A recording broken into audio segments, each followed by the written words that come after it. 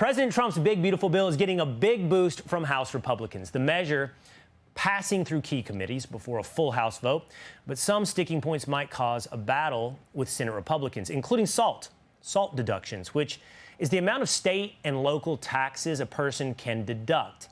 It has a major impact on blue states, also those with high property taxes. Right now, it is capped at $10,000. The House Ways and Means Committee in charge of taxes would like to see it raised to $30,000, but that's creating some rift among some blue state Republicans who want it to be even larger, a bigger deduction, and conservatives who want Medicaid cuts to hit sooner. So let's see where we stand right now with Missouri Republican and chairman of the House Ways and Means Committee, Jason Smith. Chairman, thanks for being with us here today. This right now is a battle among Republicans. It's a debate among Republicans, both those in the House and those between the House and the Senate. Is salt the biggest sticking point? I guess it would be perhaps salt and Medicaid for you to find a compromise among Republicans? You know, salt is definitely getting a lot of attention, but we have known all along when you have razor-thin majorities, both in the House and the Senate, that we were going to just have to thread a very careful needle and balance it. I would say salt is one of those items that we have to thread. Also, a lot of the green credits, repealing them from the IRA is another one. And then you can look at Medicaid cuts, Medicaid reforms, I should say. These are all things that were right in the middle. And what we passed out of the House Ways and Means Committee yesterday, I believe is a good balance. It threads that needle. We increase the salt cap 300%. It covers 90% of the constituents of my colleagues who's in California, New York, and New Jersey in their districts. It doesn't make everyone happy, so it must mean it's probably the right direction. Well, if it can in fact earn their votes. You know, I've mentioned it here, I would love to bring on perhaps a congressman like Mike Lawler from New York who wants to see that higher salt deduction, and a congressman like Chip Roy who sees that as subsidizing red states, subsidizing blue states.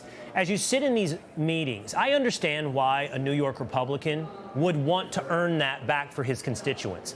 But what is the argument to someone who lives in Texas or Tennessee or Florida that they should be paying for the tax write-down for people in blue states? Since Texas, your home state, doesn't have an income tax, you could actually deduct your sales tax, which in New York they can't because they deduct their property and their income, but most people don't keep all of their sales tax. What I will say is that there's various provisions of this tax code that are very important to certain different regions, whether it's the salt state and local tax deduction in California, New York, and New Jersey, or whether it's the biofuels tax credit in the Midwest of Iowa, Nebraska, South Dakota. And of course, there's a lot of different tax provisions very important to Texas when it comes to the oil industry. And so all of those are actually in this bill. It's a give and take. Right. It's a balance. It's just trying to deliver all of the president's priorities. And we're going to do that. We're going to make permanent his 2017 tax cuts. We're going to deliver no tax on tips, no tax on overtime, no tax on Social Security, and also allow people who purchase autos made in the United States to be able to deduct that interest. A lot of really good things in the code, and I just encourage my colleagues to look at all of it. One of the debates your colleagues are having as well is over Medicaid cuts. And are they steep enough or are they too steep? There seems to be a little bit of divide like that on the right.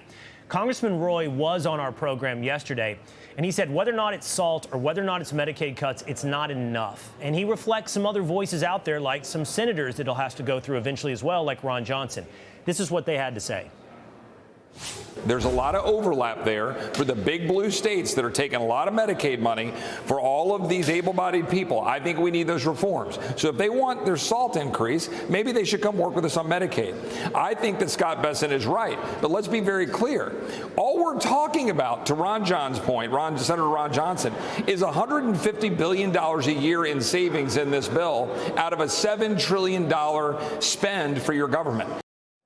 Chairman, is there enough? Is it enough deficit reduction to get the votes that you're going to need to pass the House and the Senate?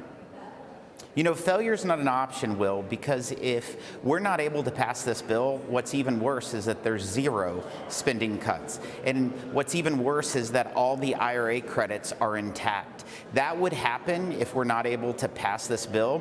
If we pass what the House is projected to pass, and that's when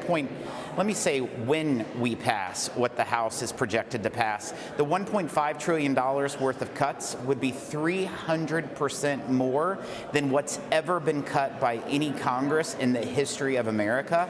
But we could do better. I totally agree. But it's all about balancing, and we can't lose more than 3 people, so we just have to thread that needle. But if we can't pass this bill, there's going to be zero in cuts. That's what I would let my colleagues know. And a tax increase as well. All right, Chairman, thank you so much for being with us here today. Thanks, Will.